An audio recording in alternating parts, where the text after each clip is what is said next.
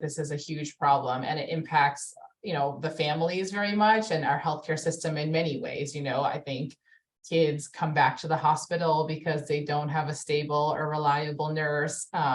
Families, often have to sacrifice their own jobs, right? Like to be able to take care of their child because they can't get a nurse.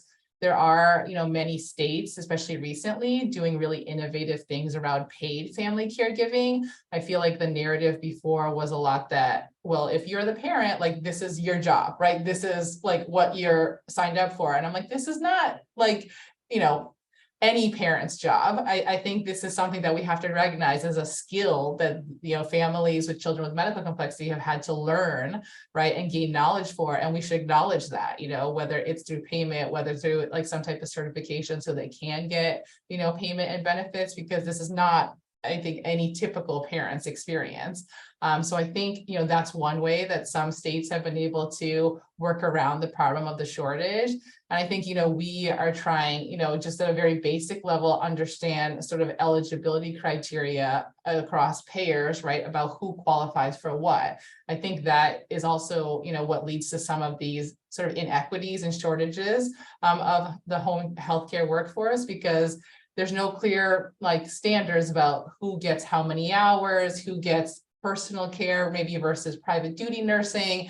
And I think we have to start with really understanding, what we think, I think clinically, and what the families feel like they really need to get at a place where there's some better standardization so we can really more equally distribute the workforce. We get inquiries from a lot of different pediatricians, specialists, right, about what they can do or what their state is like. And it is very state specific, right? We say that it's important to, know what your AAP chapter or, at the local level, what's available, because it is variable, and even within the states, and I think that's one of the frustrating things for families too. I think they often ask like, well, should I go with a different payer, right? Like to be able to get more home care services. And I've spoken to so many, and the criteria and what they're able to give also is just so variable. And it's not something that's static, right? None of this is like a guarantee. And so it can be really hard to navigate for families.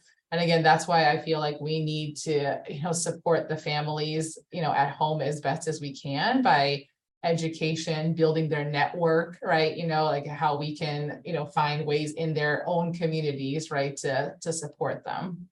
I feel like there are some families I have more concerns with than others going home. And that's a relationship, that I've built over time, just again, oftentimes going to the home and knowing what their sort of competing barriers are. And I do express that, in sometimes discharge meetings or family meetings, that I am concerned of what this family is capable of.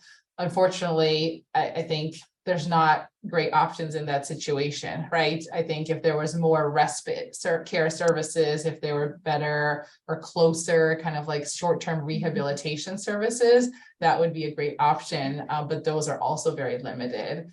And, I would say almost every family I've worked with really does want their child to be at home with them. No matter how sick their kid is, no matter how difficult their situation is, of course they want their child at home, and I think it's our duty and responsibility, in this healthcare system to try to make that work in whatever creative ways we can.